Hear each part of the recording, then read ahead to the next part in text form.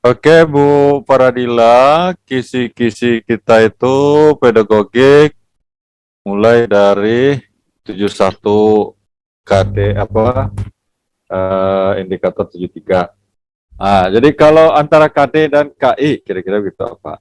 Kompetensi inti Ah, merupakan kompetensi peserta didik di mana mata pelajaran menjadi sumber utama dalam kompetensi dasar untuk menciptakan tujuan pembelajaran, Pak. kayaknya nggak usah terus susah. Jadi hubungan antara KI dan KD, kalau dari KD dulu, KD merupakan jabaran dari KI gitu.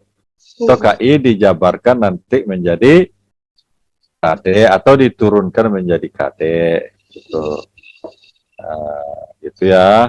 Iya, Pak. Kalau KD nanti dijabarkan menjadi apa atau diturunkan jadi apa?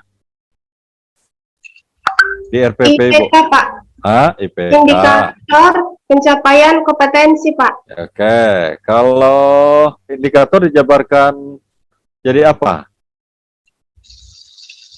Indikator menjadi tujuan pembelajaran, Pak. Oke, tujuan pembelajaran. Tujuan pembelajaran itu diantaranya harus memuat ABCD, memuat TPAC. Kalau ABCD apa, Bu?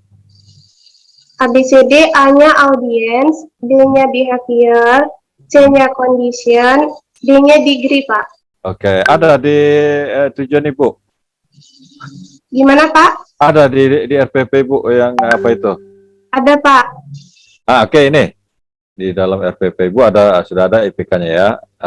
IPK yang berorientasi apa pembelajaran abad 21, apa maksudnya pembelajaran abad 21 itu, Bu? Harus berbasis teknologi, Pak. Terus, Harus memuat soal HOTS, Pak. oke. Jadi, atau selanjutnya ini, C ini, 4C. Iya, Pak. 4C ini merupakan pembelajaran, model pembelajaran abad 21. Apa 4C itu? Critical thinking, communication, Collaboration. collaboration. Satu lagi apa ya, Pak?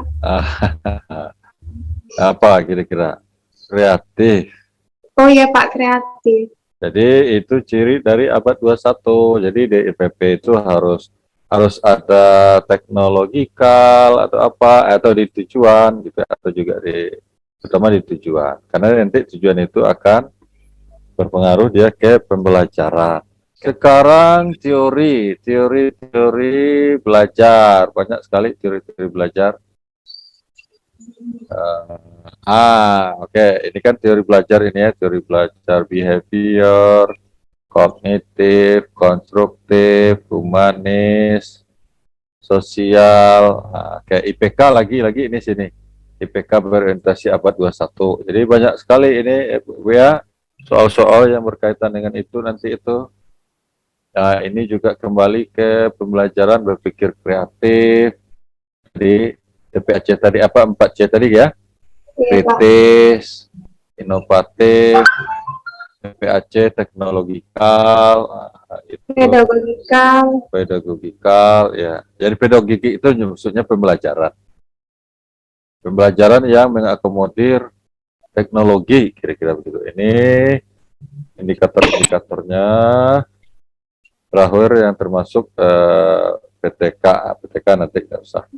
Sekarang nggak usah. Oke, kita pergi ke RPP Ibu Paradila. Saya pergi ke teori belajar tadi karena sudah lama tidak tadi pagi hanya tadi pagi kemarin.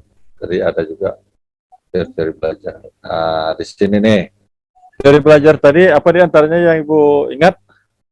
Teori belajar behavioristik, Pak. Dan kognitif. Apa tuh? Teori belajar behavioristik adalah belajar merupakan perubahan tingkah laku dari seseorang melalui stimulus dan respon, Pak. Oke, stimulus dalam pembelajaran dalam bentuk apa, Bu? Stimulus itu pertanyaan-pertanyaan, Pak. Pertanyaan siapa? Pertanyaan dari guru kepada siswa, Pak. Oke. Tentang pembelajaran, Pak. Iya, iya, iya. Itu bentuk stimuli ya. Stimuli. Kalau respon dalam bentuk apa? Respon itu dari siswa, Pak. Dalam bentuk Akibat stimulus tadi, Pak. dalam bentuk ya respon, tanggapan balik, Iya, tanggapan balik terhadap respon guru. Iya, Pak. Oke. Dalam tokoh-tokoh behavioristik, teori belajar behavior, ingat Ibu, yang di modul apa-apa? Apa tuh, Pak, ya?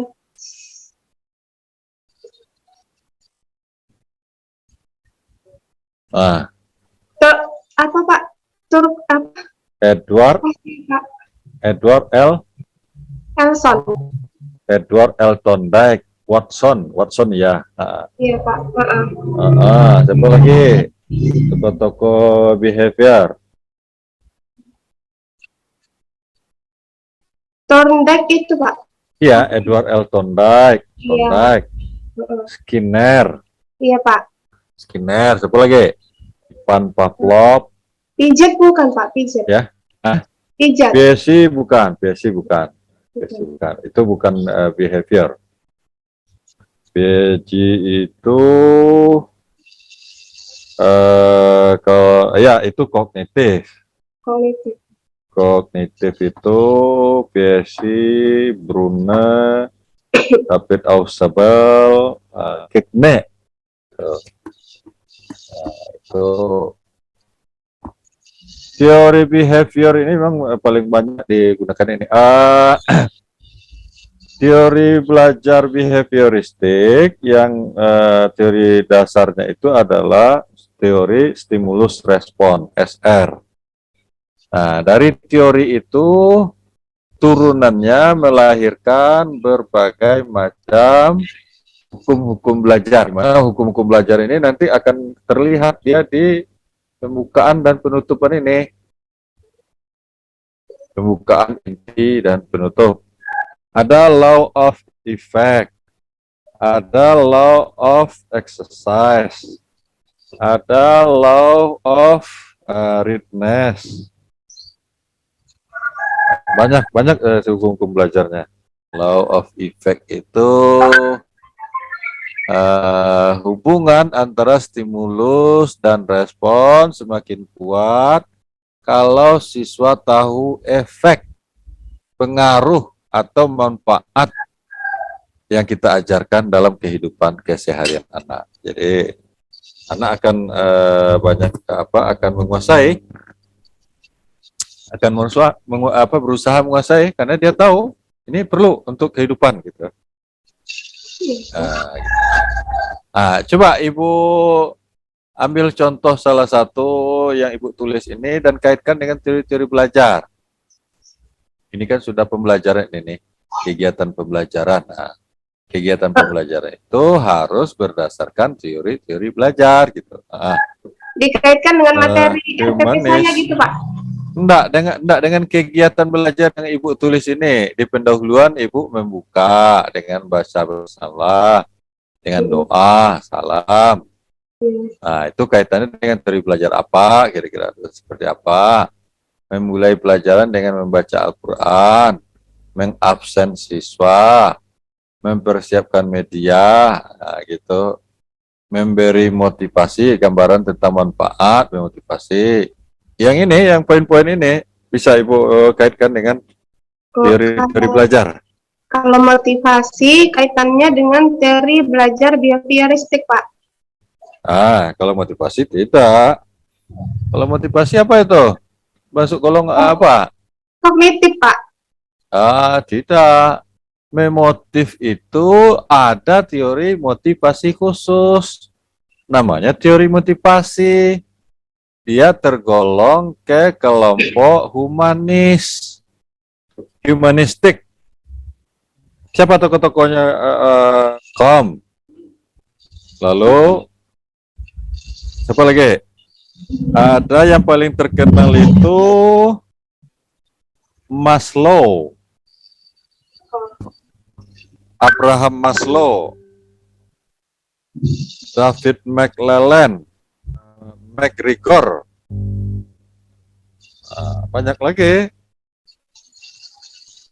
Front, itu semua teoretikus motivasi. Maslow kenal Ibu teorinya? Teori Maslow. Ada di modul? Yang memanusiakan manusia itu, Pak. Ya, itu inti teori humanis itu ya begitu. Pendidikan itu harusnya ya jangan memanusiakan atau jangan mensetankan manusia, jadi berubah manusia jadi setan katanya. Ya, belajar itu supaya manusia tetap jadi manusia dia. Cara ciri manusia ya berguna logikanya, main perasaannya gitu. Nah, gitu. Jadi kalau habis belajar lalu membunuh orang, itu membinatangkan manusia namanya itu. Habis belajar dengan ibu itu kok jadi sadis orang gitu. Enggak, itu enggak humanis gitu. Atau dengan bapak itu kok sadis jadinya. Kok korupsi dia ya, itu korupsi kan sadis itu. Nah, itu tidak humanis. Nah, motivasi Maslow. Nah, teorinya hierarkis need. Teori tingkatan-tingkatan kebutuhan. Nah, Pak, tuh Bu Pradila, ada physical need yang paling rendah, safety need, lovely need, aktualisasi paling tinggi. Jadi teori Maslow itu physical need. Nah, physical need itu teori kebutuhan fisik manusia itu mempunyai kebutuhan dasar, kebutuhan pokok, kebutuhan fisik, makan, minum. Apa kaitannya dengan belajar? Kaitannya orang tak mungkin belajar, tak mungkin konsentrasi kalau kebutuhan fisiknya tak terpenuhi. Kalau anak lapar, ya jangan disuruh belajar, atau jangan disuruh bikin PR atau apa, isi dulu perutnya gitu. Kalau Ibu Pradila sedang ngajar, oke, silakan dibeli bakwan dulu, masuk kelas lagi, makan di kelas gitu, tidak ada masalah. Daripada ketimbang dia perutnya kosong, keroncongan, disuruh pula menghafal ayatnya, tidak akan hafal dia itu. Lalu kebutuhan safety need, kebutuhan rasa aman, nyaman, menyenangkan.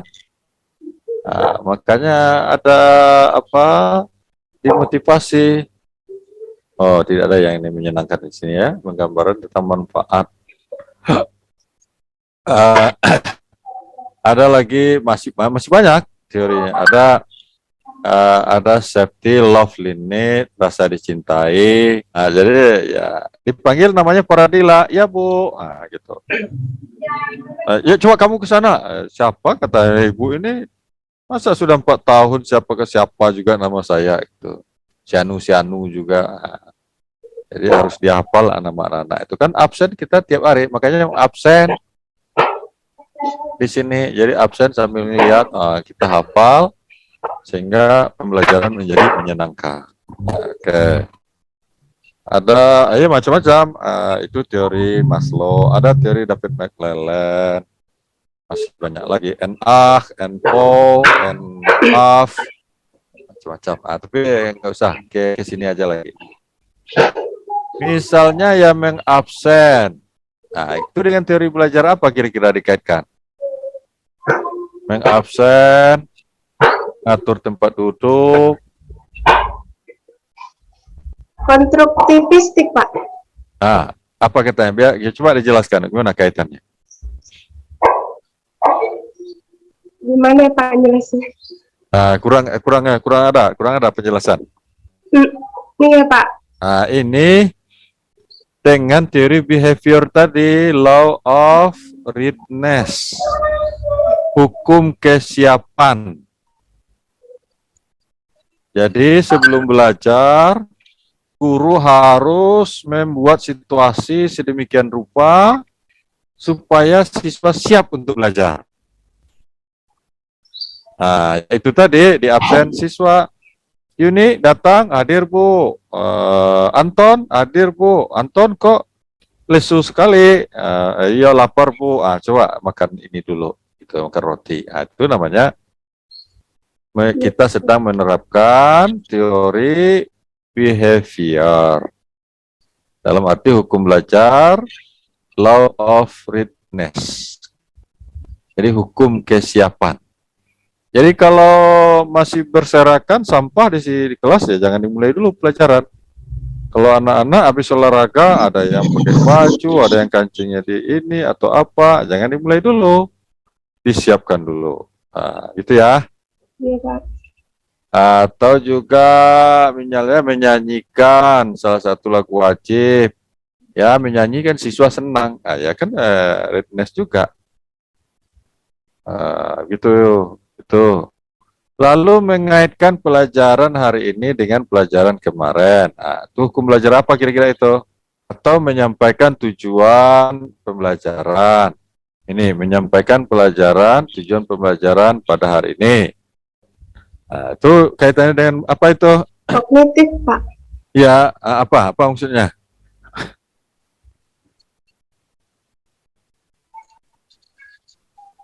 Pengertiannya gitu Pak.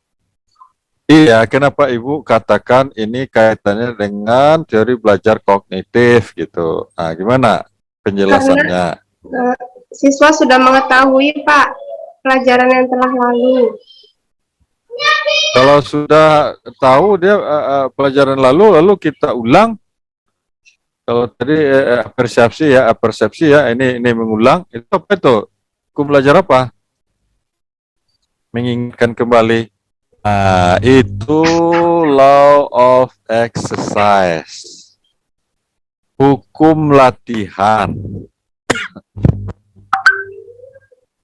Jadi stimulus dan respon akan semakin kuat kalau itu diulang-ulang atau dilatih.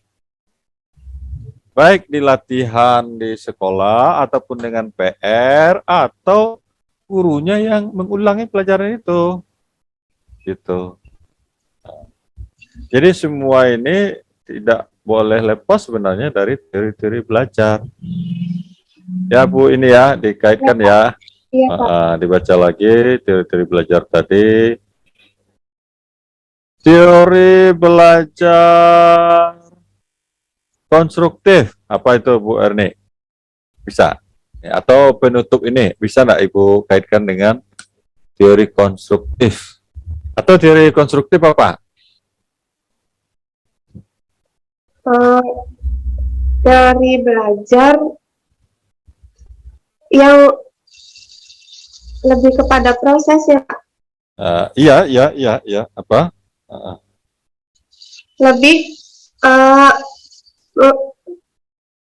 Lebih kepada proses belajarnya Pak daripada hasilnya Pak. Jadi teori konstruktif itu teori yang memberikan kesempatan kepada siswa untuk dia membangun sendiri pengetahuannya.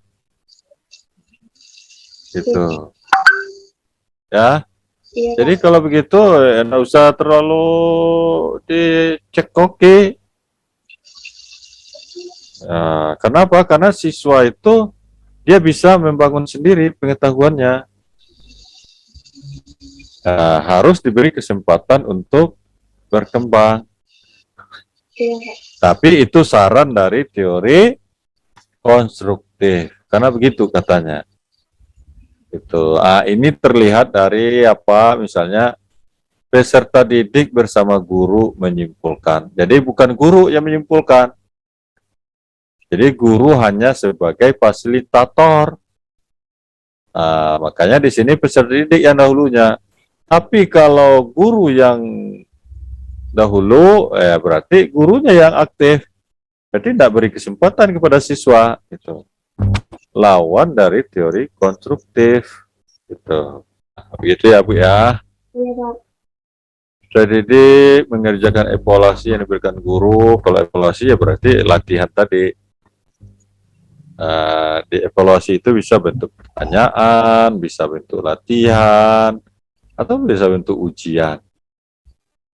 Oke, yang terakhir ini sudahlah kayaknya Bu Farilah ya.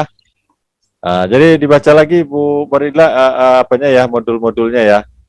Iya, Pak. Oke Bu Farilah ya, silakan Bu Farilah.